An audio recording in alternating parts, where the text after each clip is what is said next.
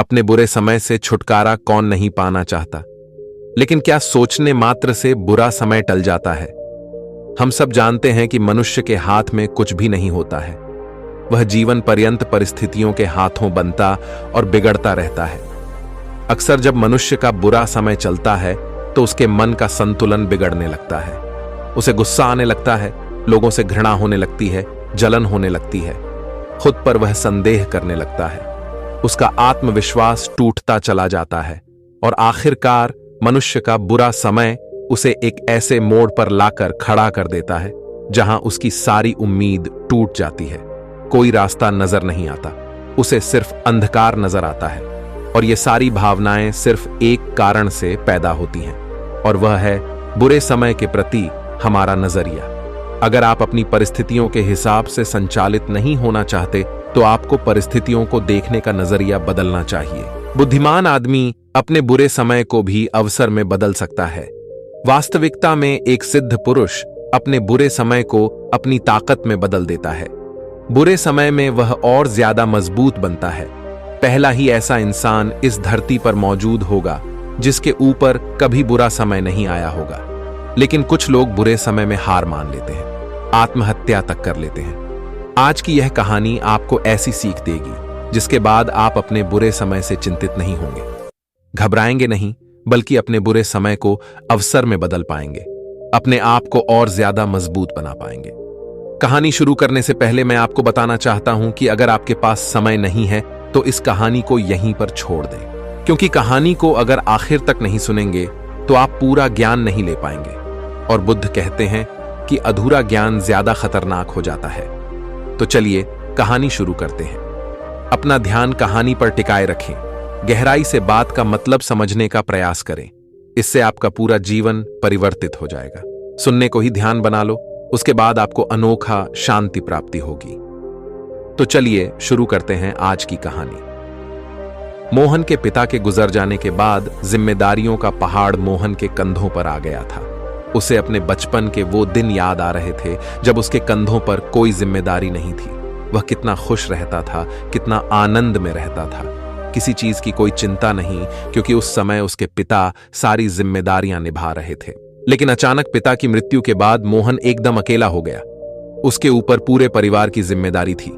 उसकी माता, 2 बहनें, उसकी बीवी और बच्चे, पूरा परिवार, और इतने बड़े परिवार का पालन पोषण करना कोई छोटी बात नहीं होती है, और वह भी मोहन जैसे युवक के लिए। क्योंकि मोहन एकदम नवयुवक था, लेकिन उसके पास दूसरा कोई विकल्प नहीं था।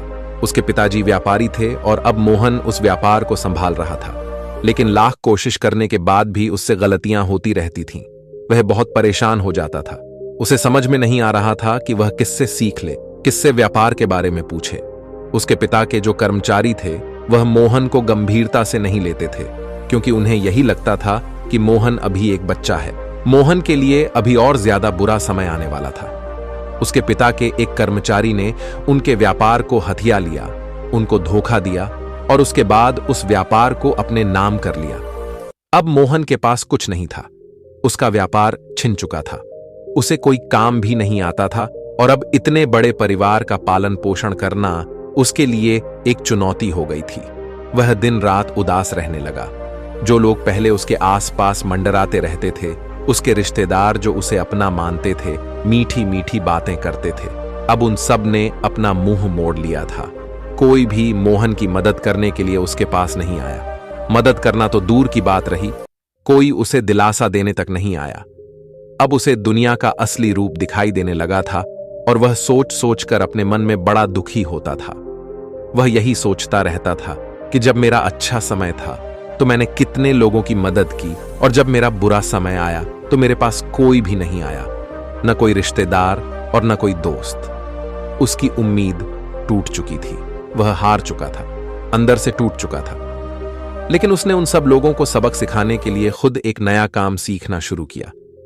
उसने खुद का व्यापार शुरू किया, और ऐसा नहीं था कि व्यापार शुरू करते ही उसे सफलता मिल गई।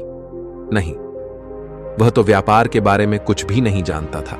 लेकिन उसने अपने मन में पक्का इरादा कर रखा था कि चाहे कितनी भी परेशानियां क्यों ना आए, कितनी भी असफलता हाथ क्यों ना लगे, मैं इस व्यापार को ऊंचाइयों तक लेकर जाऊंगा और उसका यही आत्मविश्वास उसे कभी हार नहीं मानने देता था। जब भी उससे कोई गलती होती, जब भी उसे कोई नुकसान होता, तो वह फिर से अपने आप को इकट्ठा करता और नई शुरुआत करके अपनी उस गलती को ठीक करता और भविष्य में उस गलती को कभी भी न दोहराने का खुद से वचन करता। धीरे धीरे मोहन के दिन बदलने लगे थे। अब वह एक बड़ा सेठ बन चुका था। उसका परिवार बड़ा खुश था, बड़े खुशहाल थे वह। लेकिन मोहन का मन अंदर से पूरा बदल चुका था। अब वह इस दुनिया में किसी को अपना नहीं मानता था। उसके अंदर से संवेदना खत्म हो चुकी थी, क्योंकि जब उसका बुरा समय था तो उसकी मदद किसी ने नहीं की थी और उसके अंदर यह बात शूल की तरह गड़ चुकी थी। और इसीलिए जितने भी रिश्तेदार, जितने भी उसके दोस्त थे, उसने उन सब से किनारा कर लिया था। एक दिन मोहन की मां ने मोहन से कहा कि बेटा, तुमने अपने जीवन में बहुत सफलता पाई। हमारे पास किसी चीज की कोई कमी नहीं है, लेकिन तुम्हारे अंदर से संवेदना क्यों खत्म हो गई? तुम अपने किसी दोस्त से नहीं मिलते, अपने किसी रिश्तेदार से नहीं मिलते। ऐसा क्यों कर रहे हो? बेटा, समाज में रहना है तो समाज के अनुसार रहना पड़ता है। जो हुआ सो हुआ, उसे भूल जाओ। वह अतीत था, अब हमारा अच्छा समय चल रहा है, इसीलिए तुम अच्छे से बात किया करो सबसे। मोहन को यह बात सुनकर बड़ा गुस्सा आया। उसने अपनी मां से कहा कि मां, जब हमारा बुरा समय चल रहा था तब हमारे पास कौन आया था? कोई नहीं आया था। तब मैं अकेला था, कोई मदद करने के लिए सामने नहीं आया। और अब हमारा अच्छा समय चल रहा है तो मैं क्यों किसी के पास जाऊं? मैं क्यों किसी की मदद करूं? जब किसी ने मेरी ही मदद नहीं की तो मैं दूसरों की मदद क्यों करूं? उसकी मां ने सिर्फ एक जवाब दिया कि बेटा, शैतान को देखते देखते तुम खुद शैतान बन चुके हो। तुम्हारे अंदर भावनाएं खत्म हो चुकी हैं। तुम्हारे हृदय में अब किसी के लिए कोई करुणा नहीं बची है और बिना करुणा के इंसान का दिल पत्थर का बन जाता है। मोहन पर इन बातों का कोई असर नहीं होता था, क्योंकि उसका दिल सचमुच पत्थर का बन चुका था। लेकिन मां तो मां होती है। मां अपने बच्चे का साथ कभी नहीं छोड़ती, चाहे बच्चा कितना भी बुरा क्यों ना हो। मां उसे हमेशा सही रास्ते पर लाने की कोशिश करती रहती है। और इसीलिए एक दिन मोहन की मां मोहन को एक सन्यासी का उपदेश सुनाने के लिए ले गई। बहुत से लोग दूर दूर से उनका प्रवचन सुनने के लिए आया करते थे। मोहन की मां ने सन्यासी से सारी परिस्थिति बयां कर दी। सन्यासी ने मोहन को समझाना शुरू किया कि ज्यादातर लोगों को यह लगता है कि बुरा समय उन्हें अंदर से खोखला कर देता है, उन्हें दुखी कर देता है, उन्हें परेशान कर देता है। लेकिन यह सिर्फ एक सोचने का नजरिया होता है। बुरे समय में आदमी को अपनी सोच सकारात्मक रखनी चाहिए, क्योंकि जो सीख हमें अच्छा समय कभी नहीं दे सकता, वह सीख हमें सिर्फ बुरा समय दे सकता है। इसीलिए बुरे समय से दुखी मत हो, उससे सीख लेने की कोशिश करो। सन्यासी ने मोहन से कहा कि जब तुम्हारे पिताजी का व्यापार खत्म हो गया था तो तुम्हारे पास दूसरा कोई विकल्प नहीं था। तब तुम्हें यही लग रहा था कि मेरा कितना बुरा समय चल रहा है। लेकिन उसी बुरे समय की बदौलत तुम अपने हुनर को पहचान पाए, अपना खुद का व्यापार खड़ा कर पाए। अगर तुम्हारे पिताजी का व्यापार चौपट नहीं होता तो तुम कभी भी अपनी संभावनाएं खोजने की कोशिश नहीं करते। और यही होता है उन लोगों के साथ जिन्हें सब कुछ करें कराए मिल जाता है। जो लोग मुंह में चांदी की चम्मच लेकर पैदा होते हैं, ऐसे लोग अपने आप को खोजने का प्रयास ही नहीं करते और धीरे धीरे वह लोग अपने जीवन से परेशान हो जाते हैं। उनके पास सब कुछ होता है, धन संपत्ति, लेकिन इतना कुछ होने के बाद भी वह अंदर से एकदम खोखले होते हैं, अंदर से दुखी होते हैं। क्योंकि मनुष्य को खुशी तभी मिलती है जब वह अपनी संभावनाओं को खोजने की कोशिश करता है। तुम किस प्रकार कह सकते हो कि बुरा समय दुखी करता है? दुखी करने की बजाय वह तुम्हें खुद को खोजने में तुम्हारी मदद करता है। इस पर मोहन ने उस सन्यासी से कहा कि गुरुदेव, जब मेरा बुरा समय चल रहा था तो किसी ने मेरी कोई सहायता नहीं की। मेरे दोस्त, मेरे रिश्तेदार, सब ने मुझसे मुंह मोड़ लिया था। इसीलिए दुनिया से मेरा विश्वास उठ गया है। मैं किसी पर विश्वास नहीं कर पाता। सन्यासी ने कहा कि यह भी तो एक बुरे समय की बहुत बड़ी सीख है कि अच्छे समय में तो सब लोग तुम्हारे साथ खड़े होते हैं, लेकिन बुरे समय में तुम्हारे साथ कोई नहीं होता। यही इस दुनिया की हकीकत है और यह हकीकत तुम्हें तभी पता चली जब तुम्हारा बुरा समय आया। अगर तुम्हारा कभी बुरा समय ही नहीं आता तो तुम दुनिया को पहचान ही नहीं पाते। पहले तुम सब पर विश्वास कर लिया करते थे। कोई भी मनुष्य, कोई भी तुम्हारा दोस्त, कोई भी तुम्हारा रिश्तेदार तुम्हारे पास मदद के लिए आता था तो तुम उसकी बिना सोचे समझे मदद कर दिया करते थे, चाहे वह तुमसे झूठ ही क्यों ना बोल रहा हो। लेकिन बुरे समय में तुम्हें पता चला कि कौन अपना है और कौन पराया है, कौन तुम्हारे बुरे समय में तुम्हारे साथ खड़ा रहेगा। यह भी तुम्हें तभी पता चला, और ये सीख जो तुमने अपने बुरे समय से ली है वह तुम अपने जीवन भर नहीं भूलोगे। हो सकता है जब तुम्हारा अच्छा समय था तो लोगों ने तुम्हें समझाने का प्रयास किया हो, तुम्हारे पिता ने भी तुम्हें समझाया हो, तुम्हारी मां ने भी समझाया हो, लेकिन उस वक्त तुम्हें यह समझ में नहीं आया होगा। लेकिन जो सीख तुम्हें अब मिली है वह तुम कभी नहीं भूलोगे। सन्यासी ने आगे कहा कि दुनिया में दो तरह के लोग होते हैं। एक तो वह जो अपने बुरे समय से दुखी हो जाते हैं, चिंतित रहते हैं, उदास रहते हैं, परेशान रहते हैं। लेकिन दूसरी तरह के लोग भी होते हैं जो अपने बुरे समय को अपनी ढाल बनाकर अपने पूरे जीवन को मजबूत बना लेते हैं।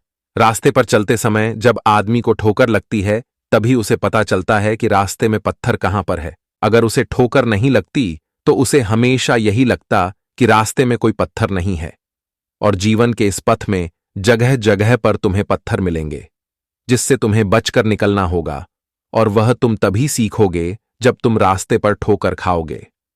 ठोकर खाने के बाद ही तुम रास्ते पर देखकर ध्यानपूर्वक चलोगे, जीवन के प्रति ज्यादा सतर्क हो जाओगे। अपने आप से यह सवाल करो कि अच्छे समय ने तुम्हें क्या सिखाया और बुरे समय ने तुम्हें क्या सीख दी। तब तुम्हें पता चलेगा कि बुरा समय तुम्हारे लिए अच्छा था, क्योंकि जीवन उसी से निर्मित होता है। तुम्हारे पिता जब तक जीवित थे तब तक तुम्हें जिम्मेदारियों का पता भी नहीं था, लेकिन तुम्हारे पिता के जाने के बाद तुमने अपने घर की जिम्मेदारी किस प्रकार संभाली, यह सचमुच तुम्हारा विकास है। भले ही तुम न देख पाओ, लेकिन वास्तविकता में उस बुरे समय के बाद ही तुमने जिम्मेदारियों को समझना शुरू किया। लोगों ने तुम्हारे ऊपर पत्थर फेंके, लेकिन तुमने उन पत्थरों से महल खड़ा कर लिया। यही तो एक बुद्धिमान आदमी की पहचान होती है। तो तुम्हें तो उन दोस्तों के प्रति, उन रिश्तेदारों के प्रति शुक्रगुजार होना चाहिए, क्योंकि उन्हीं के तानों की वजह से तुम खुद को खोज पाए, खुद का व्यापार खड़ा कर पाए। अगर वह लोग उस समय तुम्हें दिलासा देने के लिए आ जाते, तुम्हारी मदद कर देते, तो तुम अपने पैरों पर कभी खड़े नहीं हो पाते। ठीक उसी प्रकार जब तुम्हारे पिता तुम्हारी मदद कर दिया करते थे तब तुम्हें अपनी जिम्मेदारियों का कुछ भी पता नहीं था। तब तक तो तुम्हें यह भी नहीं पता था कि तुम्हें अपने जीवन में करना क्या है। लेकिन जब तुम्हें एहसास हुआ कि दुनिया में कोई किसी का नहीं होता, तब तुमने अपने अकेलेपन को अपनी ताकत बनाया और उसके बाद अपना पूरा जीवन परिवर्तित कर लिया। इसीलिए उन लोगों के प्रति घृणा मत रखो, उनके प्रति धन्यवाद का भाव रखो। यह सकारात्मक सोचने का नजरिया है। बुरे समय में अगर तुम सकारात्मक सोच रखोगे तो तुम अपने जीवन में वह हासिल कर सकते हो जो अच्छे समय में कभी हासिल नहीं कर पाते। इसके बाद सन्यासी ने मोहन के सर पर हाथ फेरते हुए कहा कि अपने मन में हर जीव के प्रति, हर व्यक्ति के प्रति करुणा का भाव रखो। जब तुम हर जीव के प्रति करुणा का भाव रखते हो तो उससे तुम्हारा जीवन सुंदर बनता है। तुम्हारे मन में प्रेम का उदय होता है, और प्रेम परमात्मा का ही दूसरा स्वरूप है। उस स्वरूप को पहचानो, उसके बाद तुम्हारे जीवन में सफलता के साथ आनंद ही आनंद होगा। अभी तुम्हारे जीवन में सफलता है लेकिन आनंद नहीं है। हमेशा आनंदित रहने के लिए किसी के प्रति कोई घृणा, कोई जलन, कोई शिकायत मत रखो। बस प्रेम और करुणा का भाव रखो। जब तुम उन लोगों के नजरिए से देखोगे तो तुम्हें पता चलेगा कि वह भी अपनी जगह गलत नहीं थे। और यह कहकर सन्यासी वहां से प्रस्थान कर गए। तो दोस्तों, कैसी लगी यह कहानी आपको कमेंट सेक्शन में जरूर बताना, और अच्छी लगी हो तो इस चैनल को सब्सक्राइब करके नोटिफिकेशन बेल को जरूर प्रेस कर देना। तो मिलते हैं अगली कहानी में, तब तक के लिए अपना ख्याल रखें।